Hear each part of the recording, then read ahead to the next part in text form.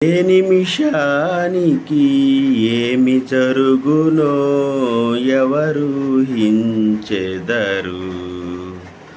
విధి విధానమును తప్పించుటకై ఎవరు సాహసించెదరు.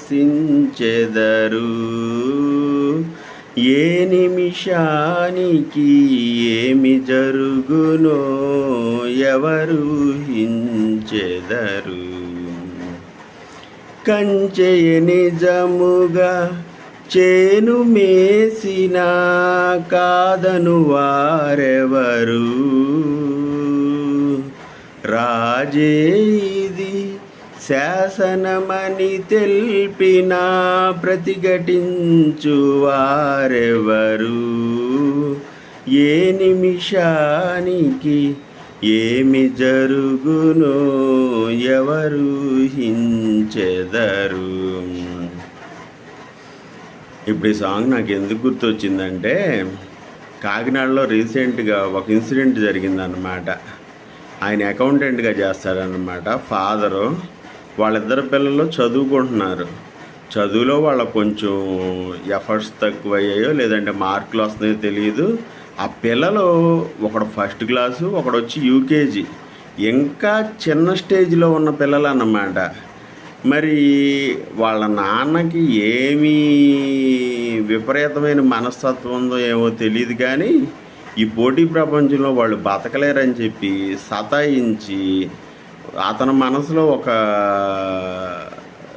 రకమైన భయాందోళనతోనూ మరి సైకిక్ డిజార్డర్తోనూ ఇద్దరు పిల్లల్ని చంపేసేసి ఆయన ఊరేసుకుని ఆత్మహత్య చేసేసుకున్నాడు అన్నమాట. చివరికి భర్త పిల్లలు ఏమైపోయారు, తలుపు కొట్టినా తీయట్లేదని చెప్పి ఆ ఇళ్ళలో చూసేసరికి ఒక పక్కనేమో ఇద్దరు పిల్లలు చనిపోయి పడి ఉన్నారు, ఇంకో పక్కనేమో భర్త ఊరేసుకుని వేలాడుతూ కనిపించాడు. సొసైటీ ముందుకు వెళ్తుందా వెనక్కి వెళ్తుందా ఏమి వెళ్తుందో తెలియదు.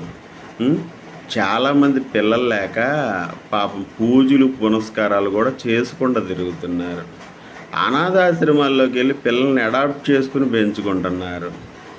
పిల్లలు మీ ఫ్యామిలీ నెక్స్ట్ జనరేషను. వాళ్ళని కని పెంచి సంరక్షించాల్సింది ఎవరు? కంచె ఎవరు? కంచి కింద ఉండాల్సింది మీరే. చేను మేయటం అంటే ఏంటంటే మీరే చంపేసుకుంటున్నారు. మీరు కన్న పిల్లల్ని మీరు చంపేసుకునేటప్పుడు మీకు ఎంత విపరీత మనస్తత్వాలు విపరీత పోకళ్ళు ఉన్నప్పుడు పిల్లల్ని కంటం ఎందుకురా? కానీ చంపేసుకుంటాం ఎందుకు? నీ జీవితాలతో పాటు